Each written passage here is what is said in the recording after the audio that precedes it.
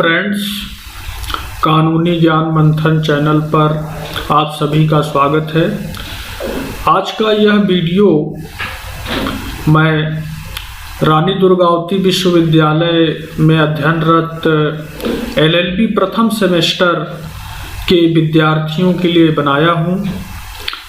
आज का यह वीडियो भारतीय संविधान से संबंधित है और भारतीय संविधान में जैसा कि आप देख रहे हैं LLB first semester paper second Indian constitutional law first, इसमें टॉपिक है प्रियम्बल प्रस्तावना। ढेर सारे वीडियो आपको YouTube पे मिलेंगे, लेकिन सरल भाषा में, सहज और सरल भाव में हम आपके सामने ये प्रस्तावना के बारे में या उद्देशिका के बारे में, प्रियम्बल के बारे में बताऊंगा। देखिए, इसको भारतीय संविधान का महत्वपूर्ण अंग माना जाता है। उद्देशिका जो है वो संविधान का दर्पण है, जिसमें हमें संविधान के उद्देश्य, लक्ष्य और संविधान सभा के निर्माताओं की आकांक्षाओं का प्रतीक देखने को मिलता है। संविधान के अंदर जो उद्देशिका या प्रस्तावना दी गई है, उसमें संविधान सभा में अहम भूमिका पंडित जवाहरलाल नेहरू की अध्यक्षता में निभाई गई थी।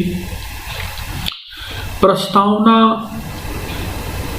एक नज़र में यह देख करके पता लगाया जा सकता है कि भारतीय संविधान में किन किन बातों का उल्लेख किया गया है। उद्देशिका या प्रस्तावना को भारतीय संविधान को जानने की कुंजी भी कहा गया है। ऐसा विचार उच्चतम न्यायालय ने, सुप्रीम कोर्ट ने अपने जजमेंट्स में दिया है। प्रस्तावना में अब तक एक बार संशोधन हुआ है, जो 42वां संविधान संशोधन अधिनियम 1976 के द्वारा समाजवाद, पंथ निरपेक्ष और एकता और अखंडता शब्द को इसमें जोड़ा गया है।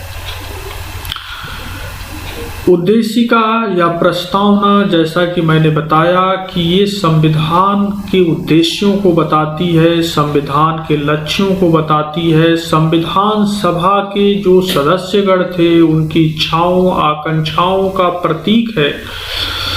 हमारे संविधान की उद्देशिका जो है इस प्रकार से है, हम आपको बताते हैं कि हम भारत के लोग भारत को एक संपूर्ण प्रभुत्व संपन्न, समाजवादी, पंथ निरपेक्ष, लोकतंत्रात्मक गणराज्य बनाने के लिए तथा उनके समस्त नागरिकों को सामाजिक, आर्थिक, राजनैतिक, न्याय, विचार, अभिव्यक्ति, विश्वास, धर्म और उपासना की स्वतंत्रता, प्रतिष्ठा और अवसर की समता प्राप्त कराने के लिए तथा उन सब में व्यक्ति की गरिमा और राष्ट्र की एकता और अखंडता सुनिश्चित करने वाली बंधुता बढ़ाने के लिए दृढ़ संकल्प होकर अपनी इस संविधान सभा में आज तारीख 26 नवंबर सन 1949 को एतद द्वारा इस संविधान को अंगीकृत, अधिनियमित और आत्मर्पित करते हैं। तो इस उद्देशिका से हमको, यदि इसका हम विश्लेषण करें, ध्यान से देखें, तो इसमें हमें बहुत से महत्वपूर्ण आवश्यक तत्व प्राप्त होते हैं। जैसे हम भारत के लोग संपूर्ण प्रभुत्व संपन्न, लोकतंत्रात्मक गणराज्य, पंथ निरपेक्षता, सामाजिक, आर्थिक, राजनैतिक न्याय, गरिमापूर्ण जीवन, एकता और अखंडता, बंधुता, ये सब ऐसे शब्द हैं जो कि उद्देशिका या प्रस्तावना के महत्वपूर्ण आवश्यक तत्व हैं। इसके अलावा उद्देशिका में हमारे संविधान का स्वरूप बताया गया है। स्वरूप कैसा है? संपूर्ण प्रभुत्व संपन्न, समाजवादी, धर्मनिरपेक्ष और लोकतंत्रात्मक गणराज्य। साथ ही साथ ये बताया गया है कि हम भारत के लोग, इसका तात्पर्य ये है कि भारतीय संविधान का जो स्रोत है वो भारत की जनता है। इसके साथ ही साथ उद्देशिका में जो उद्देश्य या लक्ष्य बताए गए हैं वो इस प्रकार से हैं: सामाजिक, आर्थिक और राजनैतिक न्याय उपलब्ध कराना, विचार, मत, विश्वास तथा धर्म की स्वतंत्रता प्रदान करना, पद एवं अवसर की समानता देना और व्यक्ति की गरिमा और राष्ट्र की एकता एवं अखंडता को सुनिश्चित करने वाली बंधुता स्थापित करना। प्रस्तावना का महत्व क्या है, लाभ क्या है?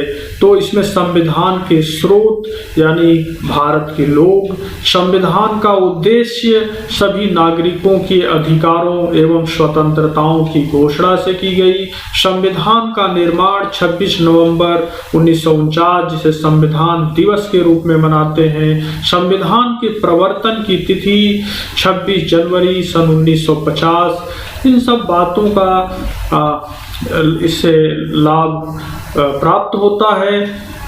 प्रस्तावना या उद्देशिका से संबंधित प्रमुख सुप्रीम कोर्ट के यदि जजमेंट्स देखें तो सबसे महत्वपूर्ण जजमेंट जो है केशवानंद भारती वर्सेस केरल राज्य का है, जिसमें यह प्रश्न उठा रहा कि क्या उद्देशिका संविधान का आवश्यक अंग है या नहीं। तो इस पर सुप्रीम कोर्ट ने कहा कि हाँ, प्रस्तावना संविधान का आवश्यक अंग है, ये आधारभूत ढांचे के अंतर्गत आता है, इसे संशोधन के माध्यम से हटाया नहीं जा सकता है। इसके अलावा इनरी बेरुबारी यूनियन का मामला रहा, जिसमें ये कहा गया कि प्रस्तावना या उद्देशिका संविधान निर्माताओं के विचारों को जानने की कुंजी है। और गोलकनाथ बनाम पंजाब राज्य AIR 1967 सुप्रीम कोर्ट के मामले में भी ये कहा गया कि प्रस्तावना जो है संविधान सभा के सदस्यों के आदर्श और आकांक्षाओं का प्रतीक है। आपको यदि ये वीडियो पसंद आया हो, अच्छा लगा हो, तो इसको ज़रूर आप लाइक करें, कमेंट्स करें। जितना ज़्यादा आप कमेंट्स करोगे